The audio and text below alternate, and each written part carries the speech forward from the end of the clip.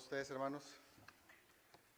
Es un gozo estar aquí el día de hoy, en este hermoso día. Sé que siempre digo lo mismo, cada vez que me subo aquí digo que el día es hermoso, no importa si está frío, calor, llueve, pero es la verdad, debemos de aprender a gozarnos en lo que el Señor nos da. Y creo de eso vamos a hablar un poquito el día de hoy, así que les invito a que por favor me acompañen en sus Biblias, ahí en la palabra de Dios, en Santiago, capítulo 1, verso del 9 al 11. Abra sus Biblias ahí y vamos a leerlo juntos.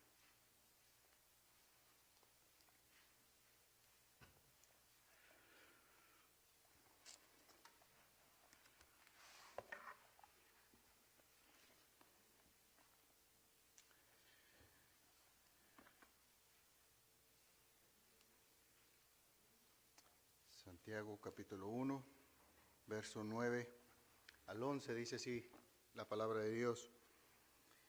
Pero que el hermano de condición humilde se gloríe en su alta posición, y el rico en su humillación, pues él pasará como la flor de la hierba, porque el sol sale con calor abrasador, y seca la hierba, y su flor se cae, y la hermosura de su apariencia perece. Así también se marchitará el rico en medio de sus empresas.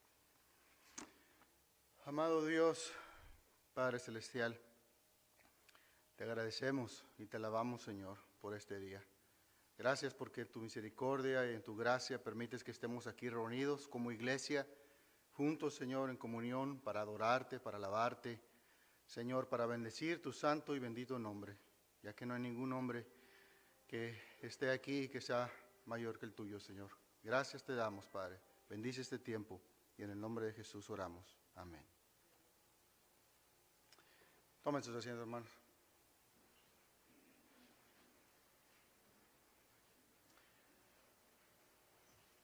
Antes de comenzar, de ir a lleno a lo que es la predicación del día de hoy, pienso que es importante, o me gustaría más bien comenzar con una exhortación general que nos abarque a todos, ¿verdad?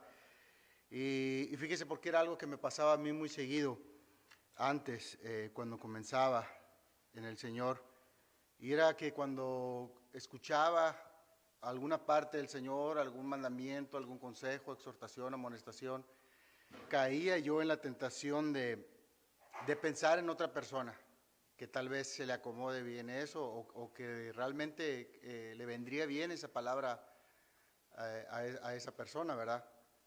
Sin embargo, la palabra de Dios pues es para todos nosotros, es para cada uno de nosotros sin importar si estamos en esa situación o no. Tal vez algún día vamos a estarla o tal vez podemos ayudar a otras personas en las que estemos ahí. Así que le animo a que no piense nadie más que en usted mismo, ¿verdad? Porque es lo mismo que mencionaba, la palabra de Dios es para todos nosotros los que estamos aquí. Y bueno, quiero comenzar hablando de que existieron dos hombres. Estos dos hombres se conocieron desde su infancia, desde que eran muy pequeños hasta su juventud. Fueron grandes amigos, cursaron la mayoría de la escuela juntos, hasta la preparatoria. Al terminar, uno de ellos se quedó en el lugar de donde eran, en esa ciudad, y el otro tomó la decisión de partir a una ciudad ya muy lejana. Por ese motivo y por otros más, la relación que tenían estos dos hombres ahí terminó. Y bueno, ahí se acaba la historia. No, no es cierto. Yo pienso que la historia al final se las voy a decir sobre estos dos hombres. Pero bueno, como les había comentado, esta carta de Santiago es una carta muy maravillosa. Es acreditada al medio hermano del Señor, Santiago, o también Jacobo, su nombre en hebreo. Y hablé con el pastor y le había dicho que es una carta que me había sorprendido, que realmente la conocía, la había leído muchas veces, entendía el propósito, la idea central de la carta en sí general, pero nunca había entrado a fondo a estudiarla a plenitud, ¿verdad? Lo que significaba esta carta. Y la verdad que es una de las cartas que más han llegado a mi corazón, que Dios ha usado para moldearme, para hacerme ver muchas cosas. Entonces, le platiqué al mismo pastor de que había decidido que cada vez que él me pidiera que subiera aquí al púlpito, iba a predicar expositivamente la carta de Santiago. Así que ya me ha tocado predicar los versos del 1 al 8 en dos ocasiones. Ahora voy a seguir hacia adelante, que voy a predicarnos positivamente esta carta. Así que bueno, muy bien. Entonces decíamos que Santiago venía diciendo anteriormente, si ustedes pueden ver en sus Biblias, desde el capítulo 1, cómo él viene diciendo, obviamente se está dirigiendo a los judíos que están en la dispersión, ¿verdad? Él viene repasando ciertas cosas y nos hace un llamado muy importante que dice que debemos básicamente de regocijarnos en lo que son las aflicciones. Él viene diciendo que tenemos que tener o recibir de con sumo gozo las aflicciones las cuales estemos atravesando, sea cual sea estas mismas aflicciones, ya que esas aflicciones van a servir para probar nuestra fe. Esas aflicciones van a servir para probar nuestra fe, para ver si esta fe es genuina, ¿verdad? El resultado de esta fe ser probada va a ser de que vamos a ser perfeccionados y completos y vamos a ser hechos cada vez más a la imagen de nuestro Señor Jesucristo, que es la meta de todo cristiano, ¿verdad? Debemos de anhelar el parecernos más a nuestro Salvador. Ahora, esto sabemos que es muy difícil de comprender para nosotros, ¿verdad? Es decir, estoy pasando por una enfermedad, un diagnóstico negativo, serio o no tan serio, sea cual sea, tal vez estoy pasando por situación económica o financiera o emocional, personal, en mi trabajo, estoy pasando por muchas aflicciones y tú me pides que reciba esas circunstancias, esas aflicciones y que las reciba aparte con felicidad, con gozo. Eso es algo muy difícil para el ser humano en general comprender, ¿verdad? O asimilar siquiera. Y es por eso que Él mismo nos pide que pidamos a Dios sabiduría. En los versos más siguientes dice, pídale a Dios sabiduría si no entendemos estas cosas. Y Él nos la va a dar, esa sabiduría, ¿verdad? Dice en el verso 6, por ejemplo, dice, pida con fe sin dudar, porque el que duda es semejante a la ola del mar, impulsada por el viento y echada de una parte a otra. No piense, pues, ese hombre que recibirá cosa alguna del Señor, siendo hombre de doble ánimo, inestable en todos sus caminos. Entonces, hermanos, la fe que agrada a Dios y es aquella fe que confía plenamente en Él. Confía en Dios, en sus promesas, confía en Dios y lo que Él nos dice en su palabra, sabiendo que Dios mismo pues, no puede mentir. Y Él, como lo ha prometido, así será, así se cumplirá. Pero algo que tenemos que tener en cuenta es que las cosas que Él va a hacer, las va a hacer conforme a su voluntad, no como nosotros esperemos algunas veces, ¿verdad? Ahora vemos ahí claramente que el contraste del hombre que no tiene fe o no tiene una fe genuina, pues simplemente es un hombre de doble ánimo. Es decir, un día está bien, el otro día está mal. No hay una consistencia en la fe que proclama tener o en la fe que predica. Ya entrando de lleno a lo que es el texto del día de hoy, ¿verdad? Que es a partir del verso 9 al 11, ¿verdad? Dice, pero el hermano de condición humilde se gloríe en su alta posición. Ahora, para comprender adecuadamente estos versos, ¿verdad? Que leímos hace rato juntos, del 9 al 11, para comprenderlos adecuadamente, estos versos debemos de entender de que la idea de Santiago aquí sigue siendo la misma de los capítulos anteriores, va en conjunto, no se separan, desde el verso 1 hasta lo que termina el verso 11, ¿verdad? Y es lo que venimos diciendo, que la idea central de Santiago es regocijarnos en esas aflicciones, ¿verdad? Y sabemos perfectamente que las aflicciones pues son para todos los que estamos aquí, sin importar las diferencias socioeconómicas que pueda haber entre nosotros. Es decir, si tienes poco o mucho dinero o muchas posesiones, vas a tener aflicciones. Ese es un hecho.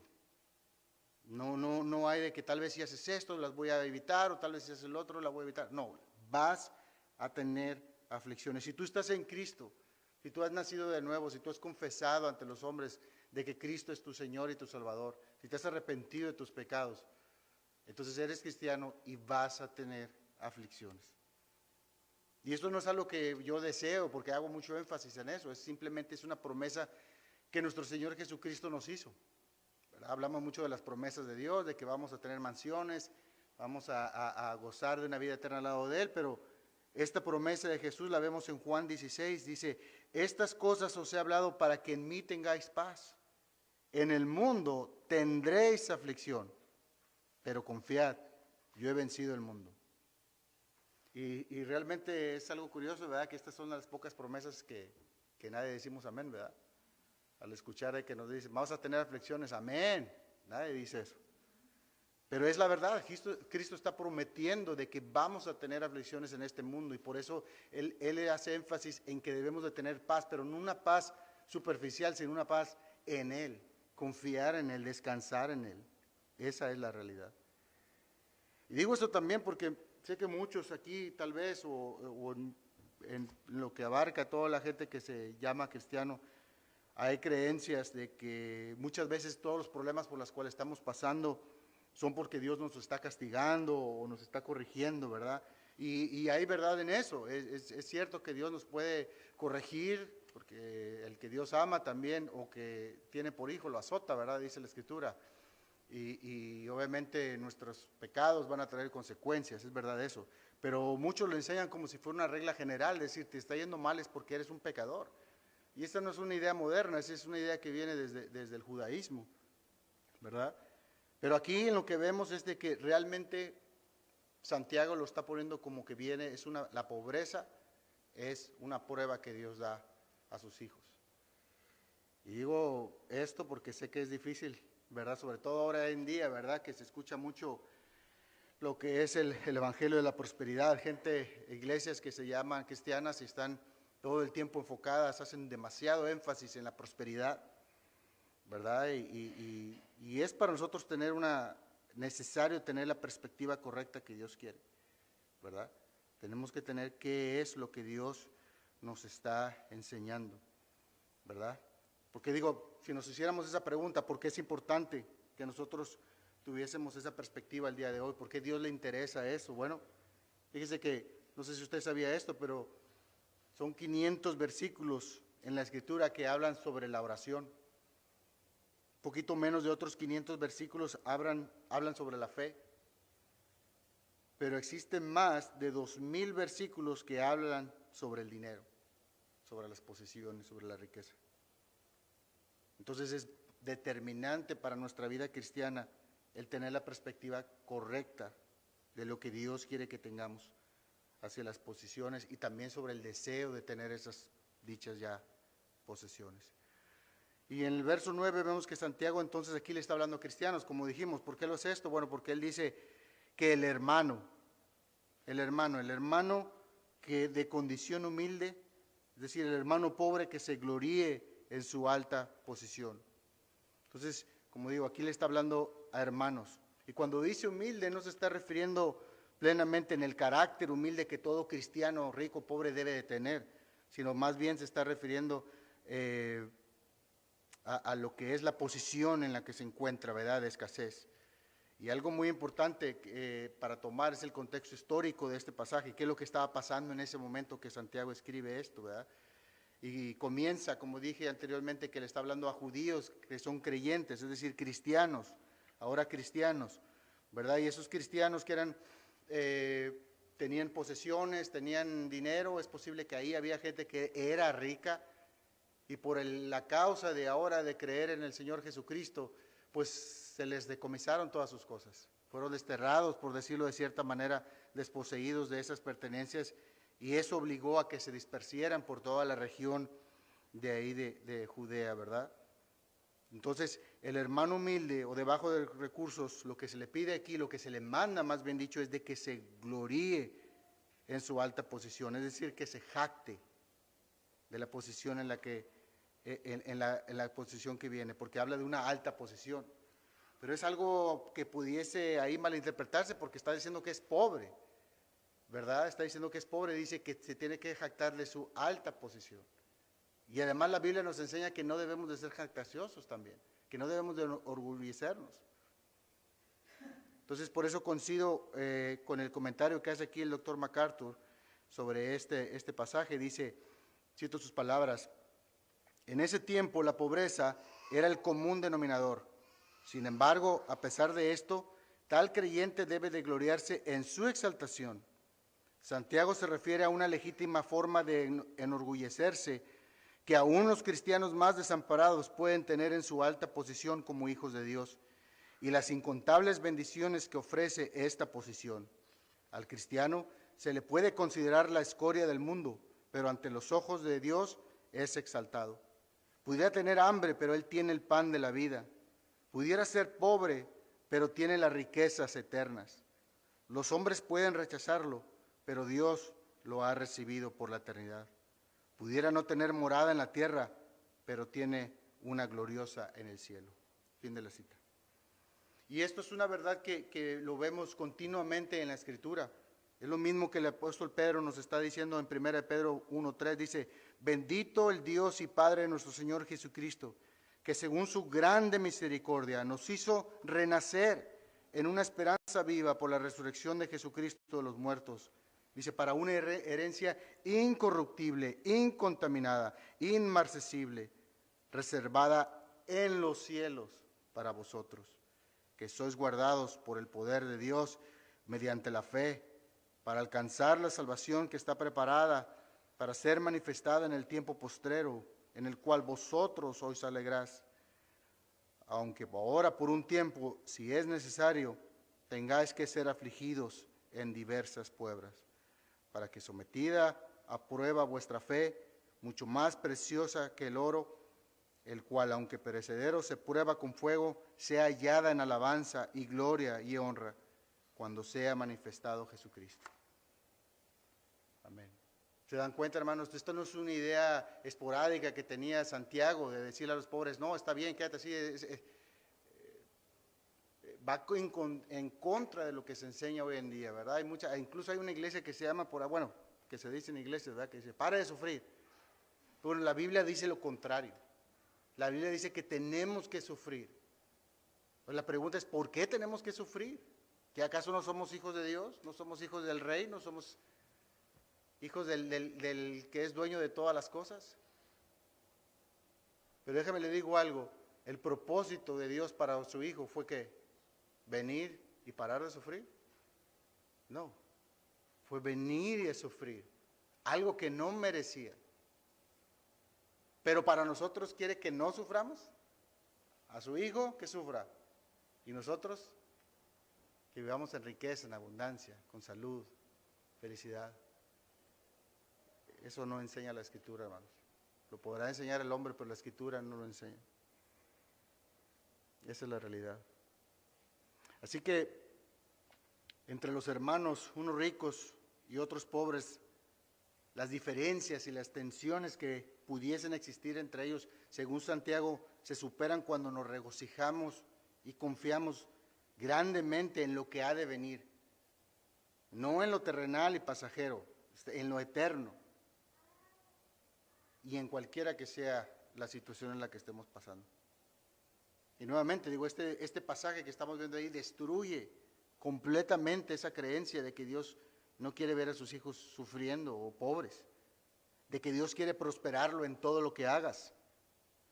Aquí Santiago nos dice, no le está diciendo, por ejemplo, al hermano pobre, no está diciendo, declara que vienen tiempos nuevos para tu vida, que vienen cosechas abundantes, que los cielos se van a abrir a tu favor.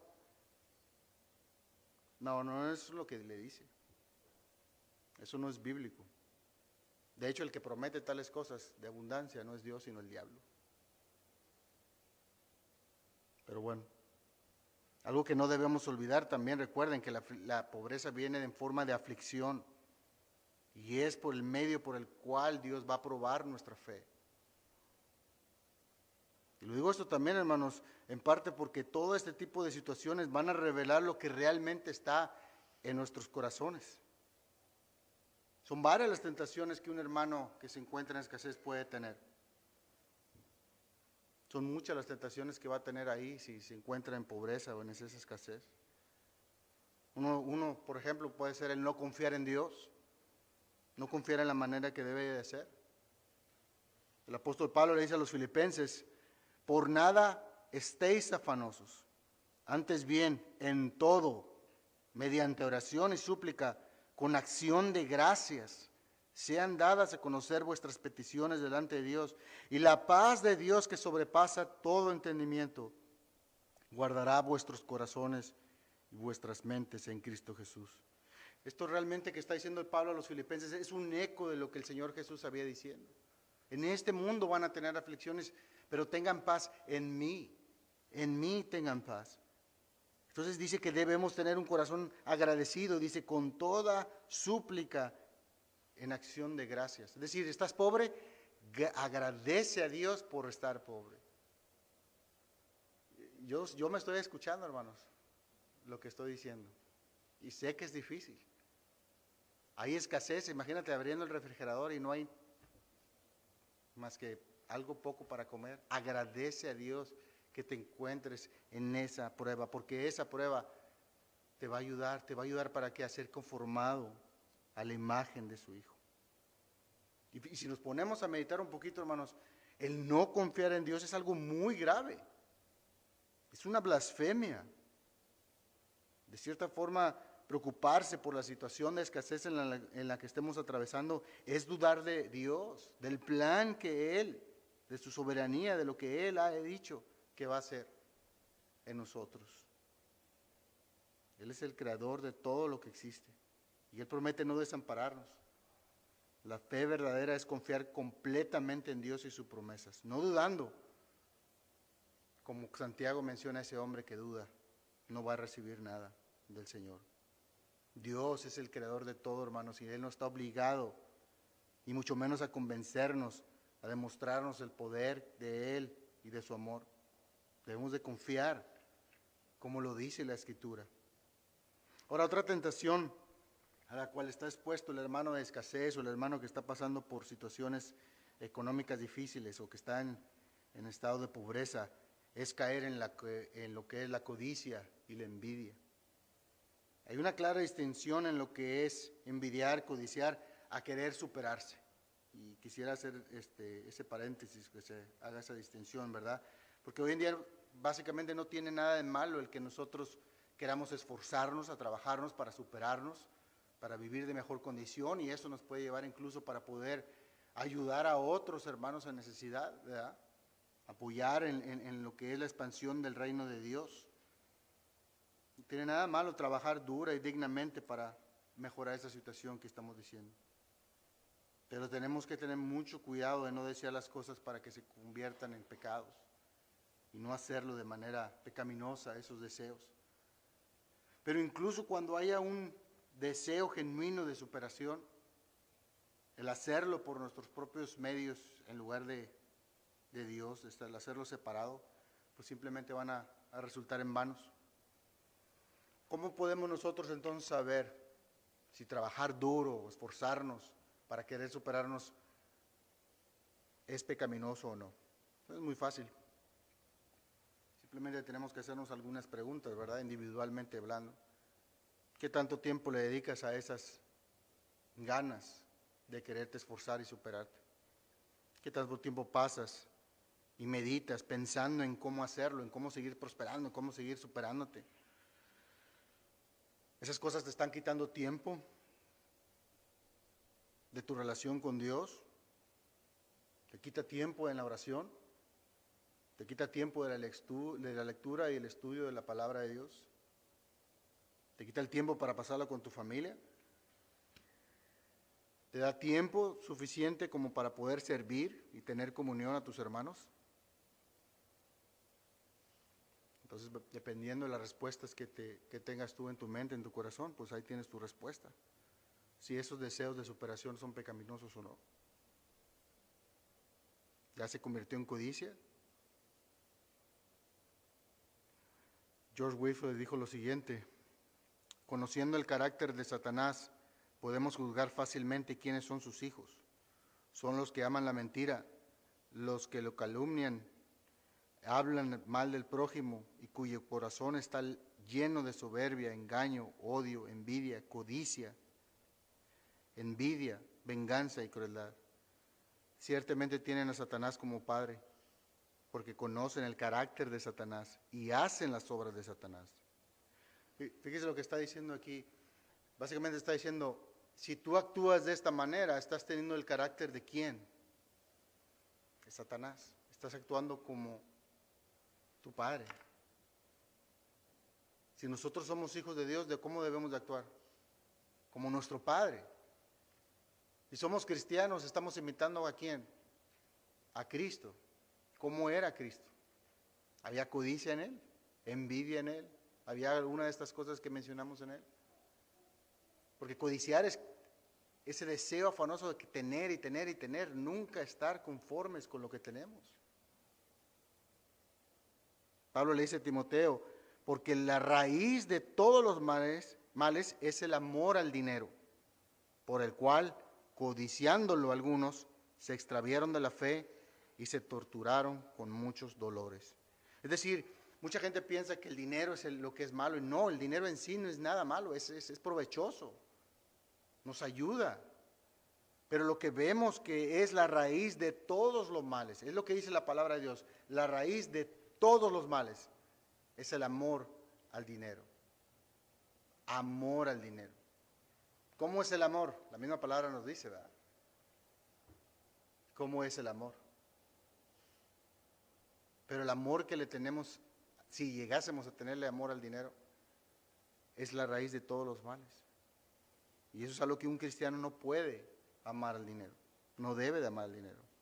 Históricamente en el ser humano la codicia ha sido la raíz, ha sido el origen de tantos problemas, de tantas guerras, de tantas cosas malas que han pasado. Y bueno, como dije anteriormente, la pobreza, toda aquella persona que se encuentra en escasez o limitaciones, va a revelar lo que realmente hay en nuestro corazón.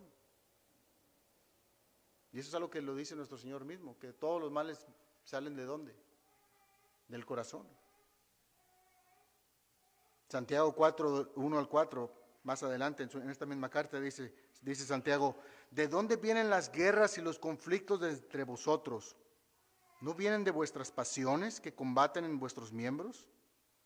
Codiciáis y no tenéis, por eso cometéis homicidio. Sois envidiosos y no poder obtener, por eso combatís y hacéis guerra. No tenéis porque no pedís, y si pedís no recibís porque recibes con malos propósitos para gastarlo en vuestros placeres. Oh almas adúlteras, ¿no sabéis que la amistad del mundo es enemistad hacia Dios? Por tanto, el que quiere ser amigo del mundo se constituye enemigo de Dios.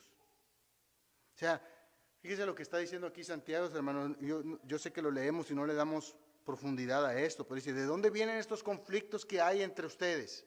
Estos pleitos, esas discusiones que existen entre ustedes, ¿de dónde salen? Vienen de sus corazones, de las pasiones que se encuentran ahí. Porque están codiciando ciertas cosas e incluso los llevan a cometer homicidio. Tal vez no lo mates literalmente, pero dice el Señor que si odias a tu hermano, ya cometiste adulterio. ¿Dónde? En tu corazón, ya lo mataste. No necesitaste saber agarrar una pistola o un palo para darle a tu hermano, no. Al odiarlo, al rechazarlo, al no querer estar con tu hermano, básicamente estás deseando que estuviera muerto. Y por eso le dice, oh almas adúlteras, esto es algo muy serio, hermanos, lo que está haciendo aquí Santiago. Se puede tomar hasta ofensivamente, les está diciendo, eres un adúltero. ¿Se imaginan que yo le dijera a ustedes, tú eres un adúltero? Voy con una hermana y le digo, ¿qué? Eres una adúltera. Engañas a tu marido. ¿Te das cuenta lo grave, lo fuerte que es? Y Santiago utiliza esta ilustración para decirte, estás adulterando, estás cometiendo un adulterio, eres infiel a Dios. ¿Por qué? Porque estás viviendo conforme a tus placeres. Y esos placeres son enemistad para con Dios, porque vienen del mundo. No vienen de Dios. Entonces, si quieres ser amigo del mundo, te vas a convertir en enemigo de Dios. Que no solo el pecado de la codicia, envidia, sino todos los pecados provienen de un corazón apasionado por las cosas que van en contra de la voluntad de Dios. Recuerdo las palabras de Juan Calvino que dijo que el corazón del hombre es una fábrica que maquila ídolos. Diariamente está maquilando ídolos. Así que todo hermano con escasez debe siempre tener en su mente las riquezas incorruptibles que están preparadas para él, para cuando él esté en la presencia del Señor. Ese tiempo perfecto que estaremos en él. Ahora, pasando del hermano que está pasando por pobreza, ahora pasemos al hermano que está pasando por riqueza. Ahora Santiago hace un cambio, ¿verdad? Primero se está dirigiendo al hermano que está en esa situación, ahora hace el contraste para dirigirse al hermano que se encuentra con todo lo contrario que está pasando al otro hermano, ¿verdad? Con el hermano que tiene riquezas, que tiene posesiones, que está viviendo una vida económicamente muy estable o demás. Dice el verso 10, y el rico en su humillación, pues él pasará como la flor de la hierba, porque el sol sale con calor abrasador y seca la hierba, y su flor se cae, y la hermosura de su apariencia perece. Así también se marchitará el rico en medio de sus empresas. Y algo que se debe considerar, hermanos, es que Dios mismo no está en contra de las riquezas o del hombre rico. Sabemos que en esa congregación se encontraban esas personas, ¿verdad? Como ya lo había mencionado, de que tal vez tenían una riqueza o mejor situación económica que otros. Y por eso Santiago se dirige a ambos hermanos. Y recuerden, en la Biblia tenemos ejemplos de hombres que eran ricos. Salomón era uno de ellos, y de la misma forma lo fue el rey David, lo fue Abraham, incluso Job. Podemos ver también que el apóstol Pablo, cuando era fariseo, él sabía lo que era vivir en abundancia, en tenerlo todo. Pero la preocupación que Santiago tiene aquí es la misma preocupación que tuvo su Salvador. Porque por lo regular la mayoría de las personas ricas que hacen confían más en sus trabajos, confían más en sus medios, en las posiciones que tienen. Son capaces de hacer a un lado todo, a la familia, a Dios, con tal de dedicarle más al trabajo o todo lo que tenga que ver con su trabajo. Hoy, ¿qué día es? Hoy es el día del Señor. Hoy no es el día de hacer esto ni hacer aquello, hoy es el día del Señor. Y sé que esto no nos va a gustar a muchos de nosotros, pero esta es la verdad. Hoy es el día del Señor, hermanos. Hoy es el día donde la iglesia históricamente se congrega para alabar y bendecir a Dios. Ahora entiendo que de vez en cuando salgan algunas situaciones en las cuales no podamos estar, ¿verdad? Pero nuevamente, todo tiene que ver con la actitud que hay aquí adentro de nosotros, ¿verdad? Entonces, eso es algo simplemente para que lo debemos de considerar. Y consideremos también las palabras que nos dice nuestro Señor Jesucristo. En Lucas 12:15 dice, y les dijo esto, estar atentos y guardaos de toda forma de avaricia, porque aun cuando alguien tenga abundancia, su vida no consiste en sus bienes. También le refirió una parábola diciendo, la tierra de cierto hombre rico había producido mucho, y pensaba dentro de sí diciendo, ¿qué haré? Ya no tengo dónde almacenar mis cosechas. Entonces dijo, esto haré, derribaré mis graneros y edificaré otros más grandes, y allí almacenaré todo mi grano y mis bienes. Y diré a mi alma, alma, tienes muchos bienes depositados para muchos años, descansa, come, bebe, diviértete. Pero Dios le dijo, necio, esta misma noche te reclaman el alma, y ahora, ¿para quién será lo que has provisto? Así es el que acumula tesoro para sí y no es rico para con Dios. ¿Se dan cuenta lo que Jesús está diciendo, hermanos? Es Él. Porque nosotros como cristianos, ¿qué? Obedecemos la voz del Señor Jesús, ¿verdad? Y Él dice, estén atentos, guárdense, es decir, pongan atención en las situaciones de su vida en las que se encuentran para que no caigan en esto. Cuídense de esta forma de avaricia, es decir, que más y más. Hago un lado todo, ¿para qué? Para seguir produciendo más, porque nunca es suficiente. Me ha ido tan bien que ya no me cabe. Necesito más. No es suficiente tener 1, 2 o 3 cosas, no, quiero 100 cosas. Pero Dios le dice, necio. Esa actitud es de torpeza, es alguien que no razona. La vez pasada nos explicó el pastor, y lo hemos mencionado en otras ocasiones en estudio, con la palabra necio, la traducción correcta ahí es literalmente tonto, cabeza hueca. ¿Por qué? Porque es una manera tonta de actuar. Así que como vimos en la parábola, es una desgracia terrible confiar en nuestras pertenencias, en nuestros talentos, en nuestras cosas. Por eso el Señor nos advierte, nuestro Señor nos dice de esta actitud, no debe de estar en nosotros. Y déjale digo algo, muchos de nosotros tal vez no tenemos las riquezas materiales para jactarnos así, pero sí podemos tener la misma actitud equivocada. Confiamos tal vez en nuestra educación, en nuestra inteligencia, en nuestro carisma, no sé. He escuchado personas muchas veces decir, no, yo hago esto, yo hago lo otro para Dios, yo tengo tal talento, tengo tal don. Si lo hago así, tal vez sea más efectivo la manera en que evangelizo, o no sé. ¿Es eso acaso confiar en Dios, hermanos? ¿En el poder de Dios? ¿O estamos más confiando en nosotros? En tus logros, en tus éxitos, en tu preparación. No debemos de confiar ni exaltarnos en nuestros logros, como si las cosas fueran nuestras o provinieran de nosotros. Pablo le dice a los corintios, ¿qué tienes que no recibiste? Y si lo recibiste, ¿por qué te jactas como si no lo hubieras recibido? Es decir, ¿por qué te estás jactando como si es producido de ti? Si lo recibiste de parte de Dios.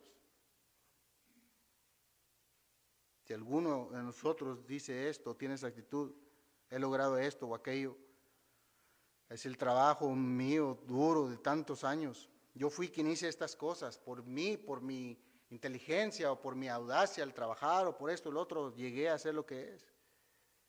Soy rico. Déjame te digo lo contrario, es pobre, miserable. ¿Y sabes por qué? Porque eso es idolatría. No confiar en Dios es idolatría. Podemos acusar a otras personas de tener imágenes en sus casas, de tener veladoras, tener muchas cosas ahí. Lo podemos acusar de idolatría. Pero si nosotros no confiamos en Dios y confiamos más en nuestro trabajo, en nosotros mismos, nosotros tenemos una imagen, una veladora, pero acá adentro quemamos incienso, acá adentro nos rendimos culto a nosotros mismos. Eres peor que esos idólatras. No se puede confiar en las posiciones y venir el domingo a cantar que confiamos en el Señor, en su fidelidad, si otras cosas son prioridad en nuestra vida. Policarpo, uno de los primeros padres de la iglesia, dijo, si alguno no se abstiene del amor al dinero y de la codicia, se contamina de idolatría y será juzgado como pagano. Eso es algo que se enseñó desde el principio de la iglesia, hermanos. Una manera de saber si verdaderamente estamos en Cristo, debemos de poner una balanza al Señor Jesús de un lado y todos los demás del otro. La pregunta que te hago aquí individualmente es, ¿hacia dónde se inclina la balanza? Ahora, tal vez por emocionalismo, lo que sea, podemos, si se inclina hacia el Señor Jesús. Pero nuevamente, ¿cuánto tiempo pasas con Él? ¿Cuánto tiempo le dedicas a obedecer? ¿Cuánto tiempo te dedicas en andar en sus cosas? ¿Disfrutas de estar con el Señor Jesús? ¿Disfrutas, buscas continuamente obedecerlo, andar en las obras que preparó Él desde antes de la fundación del mundo? ¿Te regocijas en su ley? ¿Disfrutas de pasar como un tiempo con su cuerpo? ¿Anhelas estar con tus hermanos, que son miembros del cuerpo de Cristo? Nuevamente, ¿a dónde se inclinaría la balanza? Mateo 19:16 dice, entonces vino uno y le dijo, Maestro bueno, ¿qué bien haré para tener la vida eterna? Y él le dijo, ¿por qué me llamas bueno? Ninguno hay bueno sino uno, Dios. Mas si quieres entrar en la vida, guarda los mandamientos. Y le dijo, ¿cuáles? Y Jesús le dijo, no matarás, no adulterarás, no hurtarás, no dirás falso testimonio, honra a tu padre y a tu madre, y amarás al prójimo como a ti mismo. El joven le dijo: todo esto lo he guardado desde mi juventud. ¿Qué más me falta? Y Jesús le dijo: si quieres ser perfecto, anda, vende todo lo que tienes y dalo a los pobres, y tendrás tesoro en el cielo, y ven y sígueme. Oyendo esto, el joven se fue triste, porque tenía muchas posesiones. Entonces Jesús dijo a sus discípulos: de cierto os digo, que difícilmente entrará un rico en el reino de los cielos. Ahora, aquí Jesús no está negando su deidad, como muchos piensan. Aquí Jesús lo que tenía en mente, él sabía lo que pasaba en el corazón del joven rico. Él sabía que amaba sus posesiones, sus riquezas. Y quiero pensar, obviamente por el contexto, que el joven rico, la pregunta de él fue genuina. Él realmente quería heredar la vida eterna. Él se aproximó al Señor y diciéndole: maestro es bueno, le mostró cierta reverencia. Y de hecho la misma le dice que el mismo joven se fue triste. O sea, él no dijo: nah, no creo en esto, me estás pidiendo que venda todas mis posesiones, estás loco. No, él no dijo eso. Él se fue triste porque realmente él deseó la vida eterna. Pero ¿qué resultó? Amaba más a qué? Al dinero. El Señor no nos pide que todos los cristianos debemos de vender todo y darlo a los pobres. Eso no nos dice. Aquí le dijo eso a él de manera personal porque ese hombre amaba más las riquezas que al reino de Dios. Realmente deseaba más tener riquezas que la vida eterna. Él hizo lo mismo que les dije que hiciéramos. En la balanza puso las riquezas y al Señor Jesús. ¿A dónde se inclinó más? El joven rico, su balanza obviamente se inclinó más a las riquezas. Otra vez, ¿a dónde se inclina la nuestra? El hermano pobre debe de exaltarse en sus riquezas venideras, pero el rico debe de exaltarse en su humillación. ¿Por qué? Porque ambos tienen algo en común. Y tienen una común tentación ambos, tanto el rico como el pobre. ¿Y saben cuál es? Que siempre quieren más. Ambos siempre quieren más. El pobre porque cree que las cosas terrenales le van a traer y suplir sus deseos, sus necesidades. Y el rico pues que simplemente pues nunca es suficiente. Es como la manera de asegurar lo que él ya tiene, agregándole más y más y más, para que no se le acabe. Cuando se piensa así, hermanos, ambos están en un grave error. Confundir lo eterno con lo temporal, lo incorruptible con lo corruptible, la apariencia con la realidad. Entregamos todo nuestro corazón, nuestra mente, nuestras fuerzas a las cosas que son visibles y no a las invisibles, a lo carnal y no a lo espiritual. Básicamente les damos una limosna, le damos todo nuestro tiempo, todos nuestros recursos a las cosas temporales, una limosna pequeña a las cosas que importan. Nuevamente cito Juan Calvino, dice: donde las riquezas tienen el dominio del corazón, Dios ha perdido su autoridad. El amor al dinero nos hace esclavos del diablo. Fin de la cita. No sé si se dan cuenta de estas palabras que está diciendo Juan Calvino, pero está diciendo que las riquezas, donde las riquezas tienen dominio en el corazón del hombre, es decir, si es lo que hay más en tu corazón, el amor a las cosas materiales, Dios no tiene autoridad ahí. Realmente el que manda es el amor a esas cosas. Porque Dios te da una ley a seguir. Y la desobedeces abiertamente, sabiendo de que estás mal. Pero lo haces ¿por qué? Porque Dios no tiene autoridad en tu vida. El amor a esas cosas es quien manda realmente. Él es el soberano, ese amor pecaminoso a lo material. Por eso haces un lado el día del Señor, por eso haces un lado congregarte, por eso haces un lado todo lo demás y le pones prioridad a cómo hacer más dinero o lo que vaya de la mano a cómo seguir teniendo más y más cosas. Pues él pasará como la flor de hierba, dice Santiago. Aquí Santiago quiere que nos enfoquemos en estas cosas porque realmente son importantes. Porque las cosas, todas esas riquezas que estamos hablando aquí son plenamente pasajeras. No tienen valor al ser comparadas con las cosas que van a venir en la eternidad. Y créanme que existen muchas personas que son ricas en abundancia, lo hemos visto, gente famosa o qué sé yo, que esas personas no son felices. ¿Cuántas de ellas no terminan incluso suicidándose, divorciándose?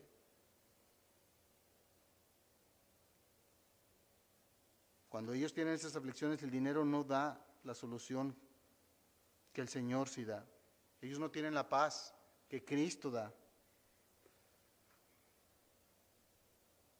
Voy a citar nuevamente las palabras del doctor John MacArthur. Él dice así: el pecado no es tener más, el pecado es estar descontento. El pecado no está en tener riqueza, el pecado está en lo que haces con ella. No es la cantidad, es la actitud. No se trata de lo que tienes, se trata de cómo te sientes con lo que tienes. Fin de la cita. Hermanos, ¿dónde invertimos nuestro tiempo, nuestro dinero, nuestros talentos? ¿Qué tanto de estos recursos invertimos para el reino de Dios?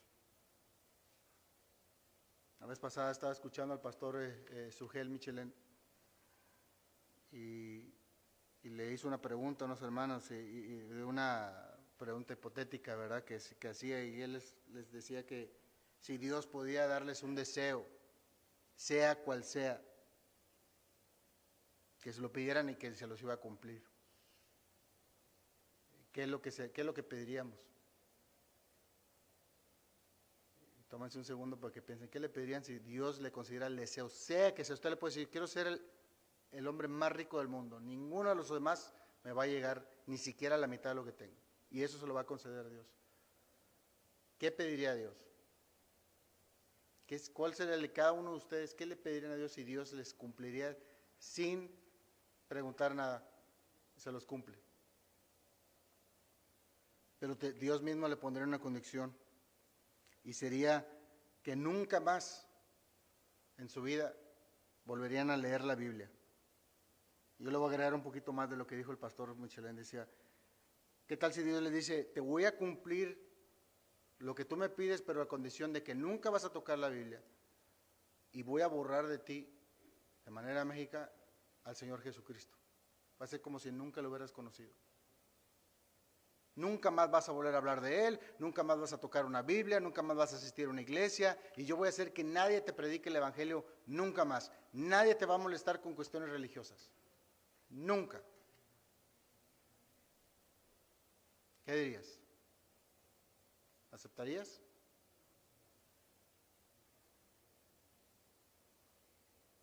¿Te olvidarías de la cruz, de la obra de nuestro Señor Jesucristo? ¿Te olvidarías esa obra preciosa por la cual fue crucificado para el perdón de tus pecados?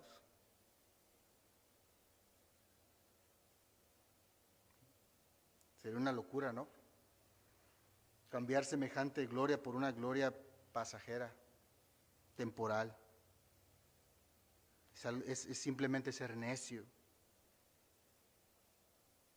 Es una necedad, es una torpeza, es una tontería dedicar toda nuestra vida enfocado en esas cosas materiales, anhelando las cosas terrenales, codiciando, envidiando.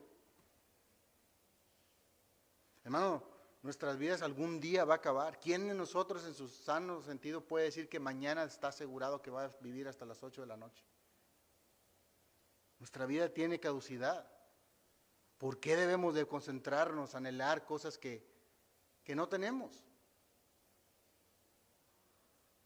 Nos hace perder el enfoque, la mirada hacia las cosas de arriba, como Pablo le dice a los colosenses. Nos nubla, es una nube, que tapa de ver de la majestad del Señor Jesucristo. Thomas Brooks, el puritano, comenta lo siguiente, dice, oh señores, hay en Jesús crucificado algo tan hermoso y proporcionado para todos los casos, hasta los más estrechos.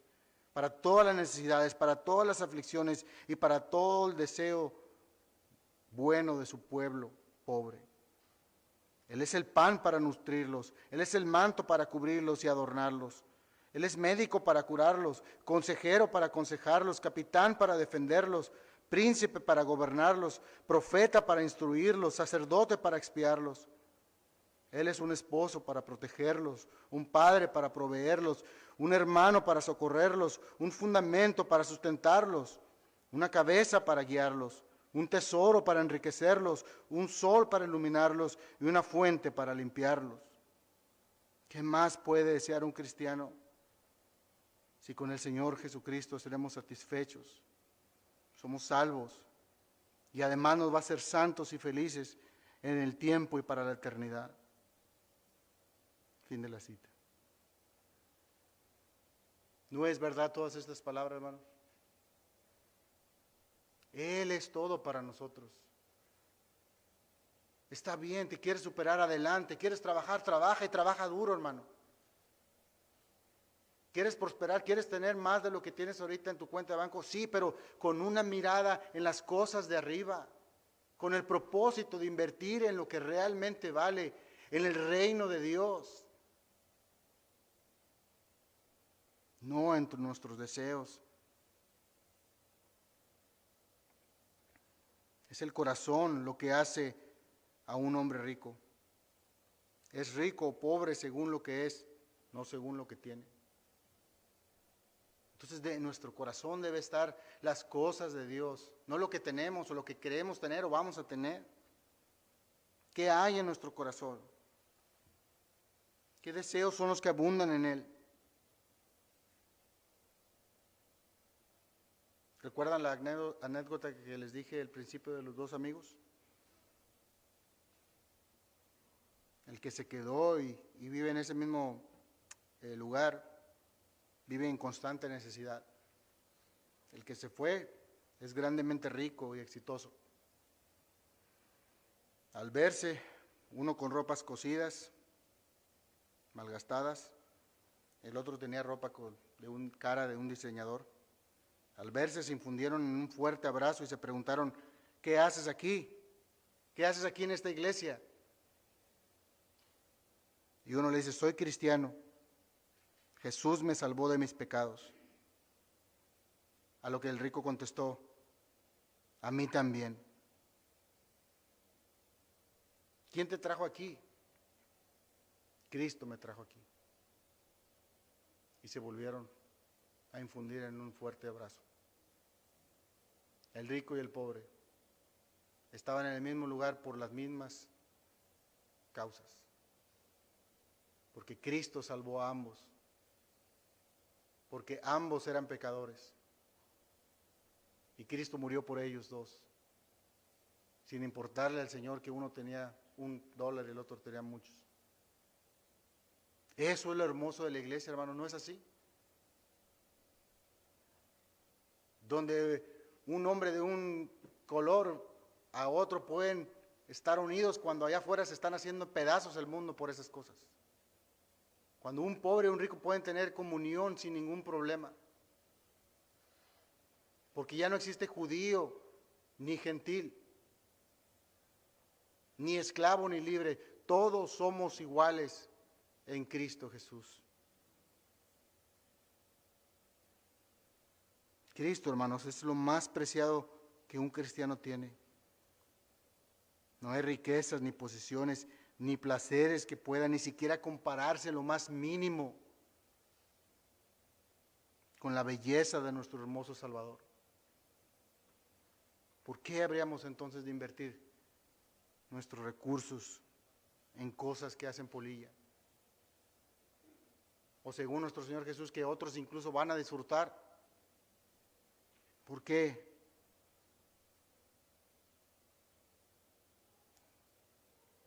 No sea así en nosotros, hermano. Si has pecado en esto, si has caído en este error de pensar de esa manera, hoy es el día de poner a Cristo como nuestra prioridad. Hoy hemos escuchado estas verdades que vienen en la Escritura. Confesamos nuestro pecado y roguemos al Consolador que cambie esa actitud Y que tengamos, al igual que los colosenses, la mirada puesta fija en las cosas del cielo. Nuevamente te quieres superar, adelante, pero que Dios sea siempre la prioridad en tu vida. Para poder decir, como lo dijo Pablo, que todo lo que él tenía, ahora lo consideraba como pérdida y como basura, a fin de tener a Cristo, que es la perla de gran precio. Vamos a orar.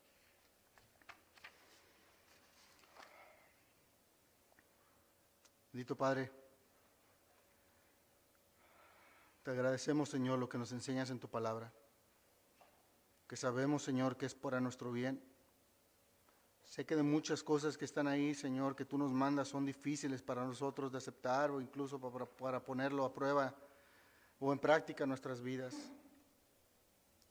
Así que te ruego, Espíritu Santo, que nos ayudes, que traigas convicción de pecado, de justicia y de juicio, para que de esa manera poder ser conformes a la imagen de nuestro Señor Jesucristo. Es por ese motivo por el cual nos salvaste, Señor. Así que lejos de confiar en nosotros mismos, queremos confiar en ti. Señor, te entregamos todas nuestras cargas. Tú sabes cuáles son.